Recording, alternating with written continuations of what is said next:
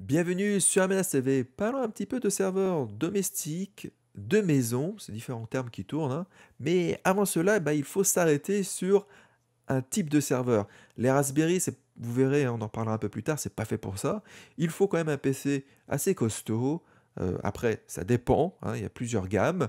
Et il a fallu que je cherche un petit peu sur Internet et mon choix s'est arrêté sur Geekom. En cherchant un petit peu.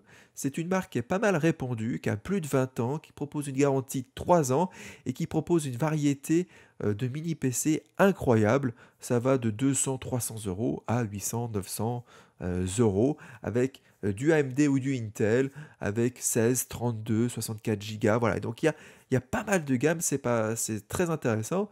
Pour ce faire, j'ai essayé de prendre contact avec eux et j'ai réussi à avoir un partenariat. Et de ce fait, ils m'ont envoyé le Geekum AE7. On en parlera un petit peu plus tard dans la vidéo, mais c'est vraiment une bécane d'une puissance incroyable qui va me permettre en plus de soulager mon petit Raspberry pour la domotique. Je pense que nous sommes beaucoup avec Home Assistant, grâce à une forte fonctionnalité intéressante, c'est les add-ons, d'avoir, on va dire, empilé les applications au niveau de notre serveur domotique. Alors quand je dis serveur domotique, ça veut dire qu'on a un petit appareil, un petit serveur, un petit boîtier, Raspberry, Home Assistant Grid, qui est dédié à la domotique, ou dédié en tout cas à Home Assistant.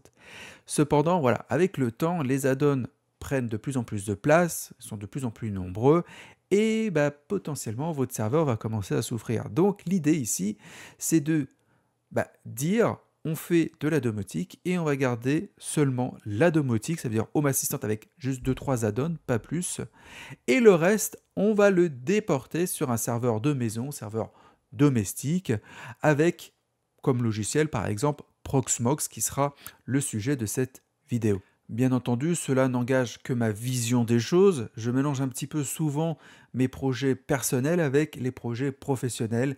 Et il est vrai que dans un milieu professionnel, on va plus se retrouver avec un logiciel de virtualisation de type Proxmox et on va accumuler les serveurs applicatifs à l'intérieur. Par exemple, je n'aime pas du tout, alors après ça fonctionne, hein, mais je n'aime pas trop l'idée d'acheter un Synology ou de prendre un mini PC, de mettre du TrueNAS et d'utiliser ces serveurs pour faire un serveur de virtualisation, même si c'est possible et que ça fonctionne.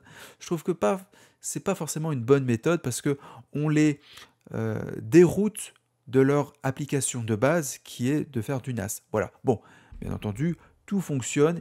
Comme on dit, il n'y a pas qu'un chemin qui mène à Rome, et c'est pareil pour l'informatique. Alors, petite présentation des caractéristiques du Geekom AE7 avant de passer à l'unboxing. Il faut savoir que c'est un Ryzen 9 7945HS, donc c'est un processeur qui commence à avoir à peu près un an. Il a une carte graphique AMD Radeon 780M, donc je ne sais pas si ça va être très utile moi dans mon cas de figure. Je vais voir si je peux exploiter la puissance de cette carte pour le War Assist ou pour du LLM, à voir. Il faut savoir que c'est une version 32 Go DDR5, ce qui est pas mal, 1 Teraoctet de mémoire, de stockage, pardon, et qui peut être augmenté jusqu'à 2, d'accord. Et il faut savoir que pour le prix, alors qu'il est, il est à 740 euros et que grâce à mes codes et liens affiliés, vous pouvez avoir une petite réduction et je crois que vous pouvez les avoir à peu près à 700 euros. Donc c'est un peu cher, mais c'est une belle bécane. Alors moi, ce que j'apprécie énormément avec ce mini PC, c'est la carte réseau de 2,5 GHz. Alors oui, hein, ça existe sur les autres PC, attention, hein, mais je vais pouvoir faire un beau petit serveur de fichiers assez rapide avec Open Media Vault, avec mon petit RAID 5. En plus de cela, j'ai 4 ports USB 3. Alors il y en a deux de type, il y a 3 de type A et il y en a un de type C et aussi un port USB 4, il faut le savoir. Donc grâce à ça, je vais pouvoir faire un serveur de fichiers assez balèze. Alors il est compatible aussi Wi-Fi 6E et Bluetooth, mais ça va pas être le plus intéressant pour ma part. Il faut savoir que aussi, c'est ce qu'ils disent, je vais tester ça tout à l'heure, mais euh, le ventilateur de refroidissement est assez silencieux, donc à voir ce que ça donne. Voilà en gros en termes de caractéristiques. On va passer à l'unboxing qui date depuis quelques jours, ne vous inquiétez pas, j'ai pas la même tête, les mêmes vêtements, mais l'intérêt c'est de voir un petit peu la bête. Alors on va passer rapidement à l'unboxing, hein, c'est la première fois que je l'ouvre, voilà, en même temps que vous. Voilà le petit bébé. Alors voilà, petite... hop, on va enlever ça. Voilà, mais il est vraiment mini. Regardez-moi ça. Je m'en rendais pas compte parce que la boîte était quand même pas mal grosse, vous voyez, mais en fin de compte, il fait la moitié de la boîte. Si je me trompe pas, si je fais ça, et si je compare, vous voyez, parce que moi je pensais que ça faisait cette taille-là, mais regardez, ça fait la moitié, même un tiers. Et voilà, donc c'est vraiment un tout petit PC de rien du tout. Donc voilà, on va l'ouvrir ici. Hop. Alors, normalement, si je me trompe pas, il y a quand même pas mal, voilà, de ports USB. Voilà, on peut le voir ici. Donc un port Ethernet. Alors celui-là, il va être pas mal pour mon RAID 5 plus tard, parce que là, le port Ethernet, c'est du 2,5 gigabits. Je sais pas si vous le voyez là, mais c'est écrit 2,5. Donc c'est quand même assez satisfaisant de ce côté-là. Parce que j'ai un mini PC, il fait que 100. Donc je vous avoue que c'est pas top pour faire un serveur de fichiers. Donc lui, il va être parfait pour faire un serveur de fichiers. Alors là, on a deux HDMI, mais personnellement, je m'en fiche un petit peu. On a une carte, un lecteur de carte SD, mais c'est pareil, ça je m'en fiche. USB 2, clac, ici c'est pas mal. Le jack, on s'en fiche. Là ici pour le lock, hein, pour sécuriser, mais c'est pareil. Prise d'alimentation ici, du USB-C, USB-C, voilà, nouvelle génération, ça c'est un de partout. USB et USB 3. Donc voilà. Alors moi j'aurais préféré avoir les 3 USB 2, les USB 3 deuxième génération derrière, parce que là du coup je vais utiliser lui et lui du coup pour faire mon RAID 5, c'est que ça va en mettre de partout, c'est pas top. Sauf si j'utilise pas l'USB, mais j'utilise l'USB-C là ici. Pourquoi pas, c'est à tester. Mais voilà. Donc, vous avez voilà, un sacré mini PC, vraiment tout fin. Qu'est-ce qu'on a d'autre dans la boîte quand même? Pour regarder rapidement, il y a certainement le câble d'alimentation. Voilà voilà, qui est un peu gros. Hein. Donc, petit PC, mais le câble d'alimentation est un poil plus gros. Bon, après, voilà. Hein. C'est un mini PC qui va demander quand même pas mal. Hop, ici de place, hein, pas mal de puissance, pardon. Donc ici, ça doit être quoi, l'HDMI, je suppose. Je sais pas si... non, c'est pas l'HDMI, ça. Ah si, HDMI. Bon, câble HDMI, je m'en fiche un petit peu pour ma part. L'autre câble pour l'alimentation. Ici, un petit support pour l'attacher au mur. Ça peut être pas mal. Je vais y réfléchir si je l'attache pas comme ça de façon verticale dans la boîte. Ensuite, bon, rien de bien très intéressant. Hein. Le petit livre, le petit mot de Kimcom pour le support. Voilà. Bon, ça c'est pas très intéressant. On va voir un petit peu ce qu'il a dans les entrailles, ce petit PC. Alors je vais pas, c'est pas une vidéo qui est dédiée à Proxmox parce que je veux pas que ça soit trop long. Je vais le faire un petit peu en off. Je vais vous expliquer pourquoi Proxmox est une bonne solution alors qu'il est pour faire de la virtualisation et donc faire un serveur domestique. D'une, parce que c'est une solution gratuite, voilà, et de deux, je pense que Proxmox va profiter de la vague un petit peu anti-Broadcom, anti-VMware. Alors pourquoi, je vais vous expliquer rapidement. VMware est un gros leader, je crois, de la virtualisation. Enfin, c'est pas je crois, c'est même sûr, est un leader du marché de la virtualisation. Je le sais parce que nous l'avons en entreprise. Et alors ils ont été rachetés par Broadcom, donc un Américain, pour plusieurs dizaines de milliards de dollars. Et Broadcom ont fait un petit casse du siècle, si je puis dire. C'est qu'ils ont augmenté les prix, pas de 10, 20, 30%. Hein. C'est des prix de 2, 3, 4 ou 5 fois plus cher que ce qu'il est actuellement. Et il y a énormément d'entreprises, même pour nous, où on se dit « Aïe, ça fait mal hein. ». C'est quand vous avez des centaines de milliers et que ça se transforme pratiquement à 1 million, je peux vous dire que ça fait mal. Donc du coup, Proxmox profite de cette vague et s'améliore de plus en plus de ce côté-là. Donc c'est pour ça que je pense que si vous passez du temps, c'est pas du temps perdu en tout cas. De plus, pour l'installation de Proxmox et avec Home Assistant, je vais utiliser l'article très bien fait de Home Assistant Communauté française, voilà, hacf.fr. Il y a pas, voilà, je vous le recommande, c'est super bien fait, c'est clair, c'est limpide.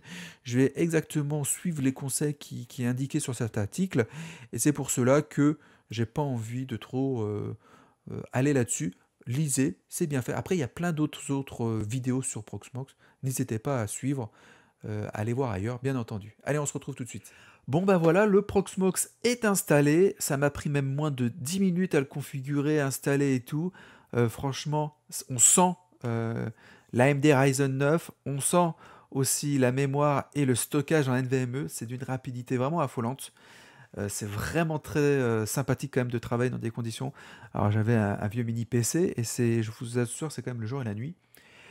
Comme vous pouvez le voir, j'ai le Proxmox. Je ne vais pas revenir sur les configurations et les installations. Je vous recommande encore une fois l'article de HACF qui est très bien fait, qui est toujours d'actualité. Alors là, c'est la version 7, mais vous allez voir, il y a rien de différent. Hein, l'interface ne change pas. J'ai du coup installé, grâce à cet article, un Home Assistant OS, voilà, avec 4 Go de RAM, 4 vCPU, 4 CPU au lieu de 2. Je me suis dit qu'il fallait peut-être que je le booste un petit peu.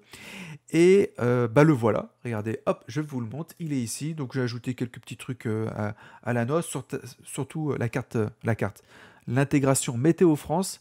Donc certains, j'habite pas à Vichy, mais c'est pas pour vous révéler là où j'habite. Mais voilà, j'habite dans le coin, avec un petit ESP32 S3 box très intéressant pour faire de la reconnaissance. Donc on va jouer un peu avec Home Assistant pour faire l'assistant vocal. Et je vais faire exactement il fallait pas faire en fait, ce que je vous avais dit de pas faire en début de vidéo, c'est de mettre plein d'add-ons, mais ça je m'en fiche parce que je suis sur un Proxmox surpuissant et c'est seulement un Home Assistant de test. Je vais certainement le supprimer après pour recommencer un truc un peu plus propre pour faire mes tests pour d'autres vidéos. Donc je vous rappelle rapidement pour le côté Home Assistant qu'il faut dans le module complémentaire un Open Wake le Piper et le Whisper que vous trouvez dans la boutique. Ça c'est pour reconnaître donc le Wake Word, le Alexa, le Okenabu, etc. Le Whisper c'est le STT, c'est pour qu'il puisse reconnaître ce que je vais lui parler, qui va transformer donc ma voix en texte, et l'inverse pour qu'il puisse me répondre le texte en voix. Voilà. Tout ça, il faut bien l'ajouter dans les intégrations avec le fameux protocole Yo-Ming. Voilà. Et à partir de là, on va pouvoir s'amuser en configurant notre assist, l'assistant vocal. Donc bien entendu, j'ai tout mis en français. J'ai mis mon petit Piper avec Tom. Là, le Open Wake Word, il est là, mais le Alexa, il n'est pas forcément obligatoire parce que c'est le Alexa si le Wake Word est reconnu par Home Assistant directement, ce qui n'est pas le cas avec ce petit appareil où le Wake Word va être reconnu directement là-dedans. Voilà, et par défaut, je ne l'ai pas modifié, mais par défaut, c'est Okenabu. Alors c'est un peu petit parce qu'il faut avoir un petit accent. Vous allez voir, je vais peut-être me tromper, mais bon. Les entités, j'en ai exposé que 2, donc la liste d'achat et la météo, pour avoir, voilà, pour tester un petit peu. Allez, je vais vous montrer ça en live. Alors je vais essayer de mettre ça à côté pour que vous puissiez écouter, mais je sais pas, ah oui, je peux faire comme ça, là, vous voyez un petit peu, puis on va essayer. Alors, Okenabu. Ça marche pas. Okenabu. Voilà. Quelle heure est-il? Ah non, je me suis trompé. Ça n'existe pas. Désolé, je ne connais pas quelle heure. Voilà. Donc, quelle heure est-il? C'est un intent qui n'est pas reconnu dans Home Assistant. Hein. C'est débile parce que c'est la première fois c'est le truc que je dis à chaque fois et c'est débile. Bon alors, on va essayer de refaire. Okenabu. Quel temps fait-il? 21,7 degrés C. Voilà, donc là il a reconnu, il n'y a pas de souci. On va réessayer un autre coup. Okenabu. Ajoute une pomme à la liste. Une pomme ajoutée. Voilà, donc là ça a bien marché. Hein. Je ne sais pas si vous avez bien écouté. J'essaierai d'augmenter le son. On peut ici, quand on va aller là, on peut aller dans les débugages et on voit. Regardez ici, en fait, toutes les phrases que j'ai dites et qu'il a reconnues ou pas reconnues. Donc là, c'est mon premier fail, hein, où j'ai dit n'importe quoi. En plus, j'ai écouté n'importe quoi. Et ce qui est intéressant, c'est de voir, en fait, la rapidité d'exécution de chaque étape. Et là, on peut voir que on est à pratiquement moins d'une seconde de reconnaissance. Voilà. Ce qui n'est pas du tout le cas avec un Raspberry. Dans Raspberry, on est plutôt entre 5 et 10 secondes. C'est pour vous dire. Et c'est vrai que du coup, avec ce PC-là, bah, c'est quand même assez confortable. Alors attention, ça marche très bien avec l'assist local de Home Assistant. Si vous êtes avec du LLM local, avec Olama, alors qui n'est pas encore configurable avec Home Assistant, mais si vous faites du Olama et tout, ça sera une autre paire de manches quand même. Pour vous montrer que donc là, il m'a bien dit quel temps fait-il, 21 degrés 7. Et là, je lui ai demandé d'ajouter une pomme à la liste parce que j'ai configuré une liste de tâches. Et là, il m'a bien ajouté une pomme.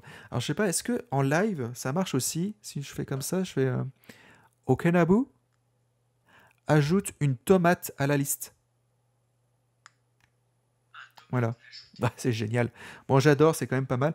Alors, l'inconvénient de cet appareil, c'est qu'il faut quand même être assez proche. Sinon, c'est pas top quand même.